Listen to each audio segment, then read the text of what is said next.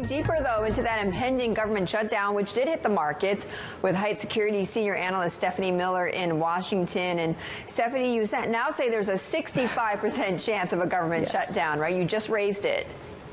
Yes, just right before heading over here. Based on the events of today, we felt it was necessary to increase those odds. As you probably saw, some of the Democrats in the Senate said that they felt like they had the votes to block the current package. We're at 65%. We're not at 100% because just that the current package can't pass doesn't mean they can't find a deal, but things are looking much more dicey right now than they were this morning. Okay, so then, so what happens? And if let's, if we get into a government shutdown scenario, what is going to be the impact? Yeah, I mean, what we have been watching at Height and what our clients, what investors really care about is what does this do to momentum? Investors have been very happy with what they've seen from Washington over the last few months. They got a major tax reform bill. They got a tremendous amount of deregulation from the White House. And what this would do would be to sort of be a slap in the face, some back to reality for investors, thinking that, oh, you know what, maybe Washington doesn't always function perfectly. And we would expect that the market would not like that news. No, not at all. I would imagine. But is it going to have any longer term impact? I think it depends on why the government shuts down, and that will determine for how long. So if it's just over this immigration fight, which has been at the center of the shutdown risk issue for weeks now, that could be something where after a few days and the pressure of having the government shut down, they're able to come to some sort of agreement. But if there have been some new requests by senators to have a longer term through the rest of the fiscal year, so through September of later this year, a final deal on spending, that's going to take a few weeks. So if that's truly what they need to vote for this thing and the votes aren't there unless they can find those, that could be a couple weeks shutdown. So the longer term impacts would be what happens if the government shuts down for 10, 14 days. And Stefanie, in terms of the impact on the markets, what we're seeing now, maybe it's something that capital markets can kind of just brush aside. But what about this longer term, sense of malaise, that they can't come to an agreement, that this sort of political infighting and an unwillingness to work together is going to permeate throughout the rest of the year? Do you think that's going to create some sort of a drag when it comes to sentiment? Absolutely. I think there would need to be a clear indication pretty quickly after a shutdown that Congress and the administration was back on track, which I think would be really hard to show.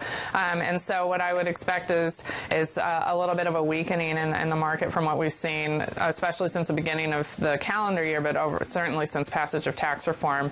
I think a lot of investors, one of the first things I was asked, even before tax reform had passed by a number of our clients, was, well, now what about infrastructure? And our odds on infrastructure are only 25% that can get done. But I think the reason investors were very bullish on prospects there is because they saw tax reform get done in a way that looked relatively easily. So it sort of seemed that Washington could do anything. And this might be the reality check that we'd sort of predicted would come in a few months, but it may be coming a lot faster and a lot more abruptly. Given the earnings picture is looking just so rosy at the moment, not just in the US but globally, is politics and the dysfunction coming from Washington really one of your key threats, I guess, when it comes to what derails this good news story? Well, the fundamentals for companies, I don't think, can be derailed around government sentiment. I think there's a lot of reason for investors to be confident, sort of in the underpinnings of what is raising the market. But in terms of what has lubricated that has been a lot of the sentiment around the policy environment. So I wouldn't think, like right now in the midst of earnings seasons, for this to change dramatically off course where things are headed, but I just think that any of that optimism would be immediately taken out of the market.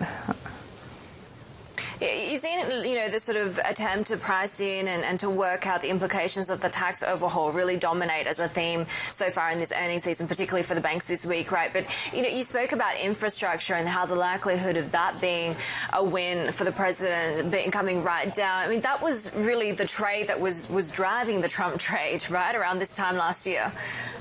Absolutely, because a lot of people thought that the Trump trade might begin with an infrastructure deal and then go to tax reform and then health care.